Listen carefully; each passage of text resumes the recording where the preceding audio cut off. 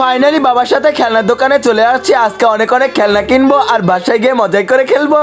এই তো এই পুতুলটা আমি আজকে নিবো। বাবা দেখো এই পুতুলটাই নিবো। আরে রাখ, আমি দেখতেছি। আরে বাবা আমার সাথে এরকম করলো কেন? আমি এটাই নিবো আজকে। বাবা দেখো। আরে নেমে যাও ওখান থেকে। আরে বাবা আমার সাথে এরকম করলো কেন? বাবা তো আমাকে একটা খেলনাও কিনে দিতেছে না। আরে ওই তো একটা মাইক্রো গাড়ি পাইছি। বাবা দেখো। আরে চুপ করে বসে থাক। আরে বাবা আমার সাথে এরকম করলো, আমি দোকান থেকে চলে যাব। আরে বুঝতে পারছি আমার ছেলেটা কিছু একটা কিনতে চায়, আমি আগে কিনে দেই আমার ছেলেকে।